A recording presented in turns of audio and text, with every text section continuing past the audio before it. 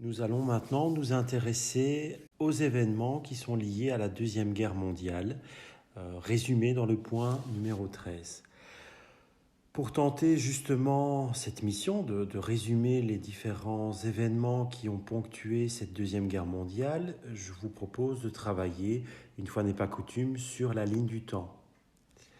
Ainsi, si chez nous en Belgique, au niveau de l'histoire de Belgique, on a généralement l'habitude de positionner sur la ligne du temps cette Deuxième Guerre mondiale entre les années 1940 et 1945.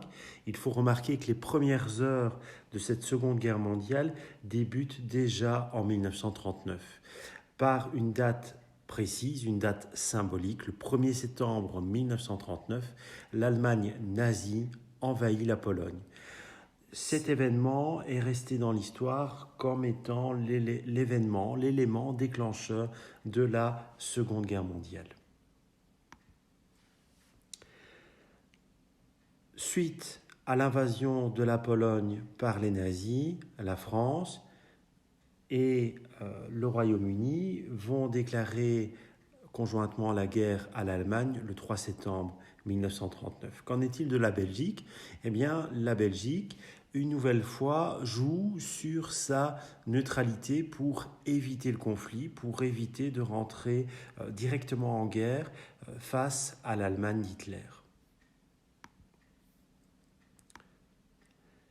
Mais malgré tous les efforts diplomatiques de la Belgique de cette époque, le 10 mai 1940, les nazis vont envahir le futur Benelux, si je peux m'exprimer ainsi, autrement dit, le Luxembourg, les Pays-Bas et la Belgique. Et finalement, l'armée belge va tenter de résister à cette nouvelle invasion germanique, mais malheureusement, le 28 mai 1940, Léopold III, en tant que chef des armées, doit capituler face à cette Allemagne nazie. Et donc vous voyez les dates, le 10 mai 1940, les nazis arrivent en Belgique, le 28 mai, Léopold III capitule. Cette période entre le 10 et le 28 mai a été baptisée par les historiens la campagne des 18 jours, durant laquelle bien, l'armée belge a tenté de résister à l'envahisseur nazi.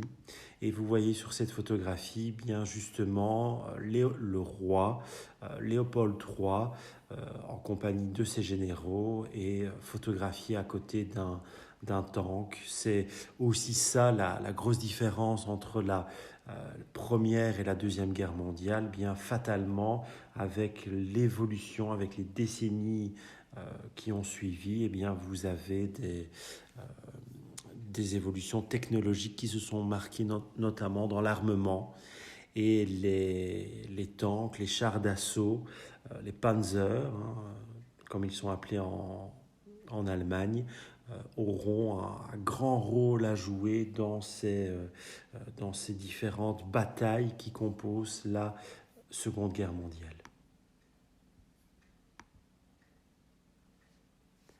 Si la Belgique capitule le 28 mai 1940, la France va elle aussi devoir capituler le 22 juin 1940, comme vous pouvez le remarquer sur cette diapositive. Le 22 juin 1940, la France capitule à son tour et quelques jours avant cette capitulation, le 18 juin 1940, cette date est restée dans l'histoire comme étant la date de l'appel du 18 juin lancé par le général de Gaulle. Vous avez ici une photographie donc, du général de Gaulle, un personnage historique de France qui est excessivement célèbre, dont la figure est associée justement à cette Deuxième Guerre mondiale et aux décennies qui ont suivi. Et vous voyez donc la photographie montre cet instantané de ce fameux appel du 18 juin, durant lequel De Gaulle, alors parti pour l'Angleterre, bien lance grâce à la radio de la BBC, de la radio anglaise, lance un appel envers principalement ses compatriotes français, eh bien, les appelant à maintenir la résistance contre l'envahisseur allemand. Au niveau de la Belgique, eh bien, le gouvernement belge, lui aussi, a choisi de s'exiler en Angleterre pour essayer, en Angleterre et par après aux États-Unis, eh bien, d'essayer de gérer cette période de guerre, cette période d'invasion. En ce qui concerne la famille royale et Léopold III va choisir de rester en Belgique et donc d'être fait prisonnier par les Allemands. Il passera ainsi une grande partie de l'occupation au château royal de Laeken. Vous avez une photographie ancienne de ce château qui existe toujours aujourd'hui et qui sert toujours de domicile à la famille royale actuelle. Qu'en est-il maintenant des citoyens belges, des civils? Eh bien, ceux-ci, comme on peut le voir sur cette photographie qui résume tout le drame de cette année 1940, la population belge vit dans le souvenir effroyable, atroce, terrible des sévices qui ont été commis par les armées allemandes en 1914.